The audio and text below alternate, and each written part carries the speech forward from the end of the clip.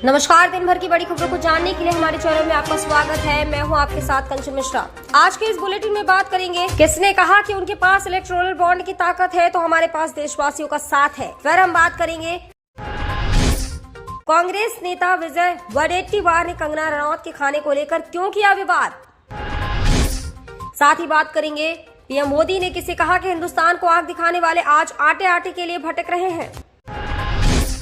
Bulletin के आखिरी में बात करेंगे, अशोक गहलोत किसे जेल भेजना चाहते थे, किसने किया ये दावा। आगे की खबर जानने से पहले हमारे चैनल को लाइक और सब्सक्राइब कर लें। अब बढ़ते हैं सुर्खियों की ओर। जेपी नड्डा की पत्नी मल्लिका नड्डा की फॉर्च्यूनर कार दिल्ली से चोरी हुई। बनारस में मिली, चोर उसे नागालैंड ले जाने की तैयारी में थे। आप नेताओं ने किया सामूहिक अनशन, कहा केजरीवाल को गिरफ्तार कर बीजेपी चुनाव के लिए प्रचार करने से रोकने की कोशिश की है। कुत्ते के भौंकने की आवाज का इस्तेमाल कर 13 साल की बच्ची ने एलेक्सा की मदद से अपने घर में घुसे बंदर को भगाकर अपनी बहन की जान बचाई। उसे आनंद महिंद्रा ने जॉब की ऑफर की। राहुल गांधी पर साधा निशाना, स्मृति ईरानी बोली उनके जैसे बहुत आए हैं और गए हैं, लेकिन हिंदुस्तान है, था और हमेशा रहेगा। बीमा भारती ने कहा राजद गठबंधन के सभी घटक दल उनके साथ हैं। पप्पू यादव कुछ लोगों को तोड़ना जरूर चाहते हैं।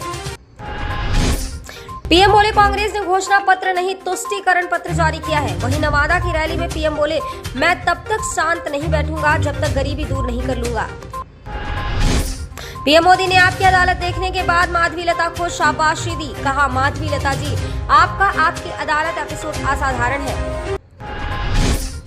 पाकिस्तान की टीम को मिला नया head coach, Babar Azam cricket में पाकिस्तान की कमान संभालेंगे। आरएसएस का दावा, बीजेपी नहीं जीत पाएगी 200 सीट भी। इतना ही नहीं, खड़गे ने अमित शाह को गलत सूचना मंत्री बताया।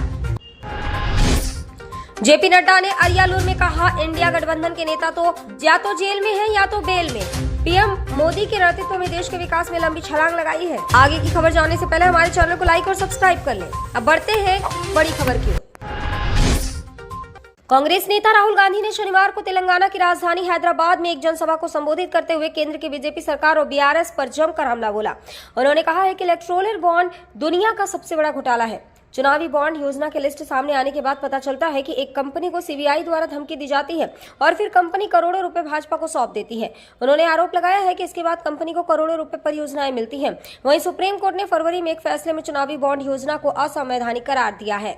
राहुल गांधी ने हैदराबाद में एक चुनावी सभा को संबोधित करते हुए कहा कि इलेक्टोरल बॉन्ड दुनिया का सबसे बड़ा घोटाला है। हमारी लड़ाई देश का संविधान और लोकतंत्र बचाना है।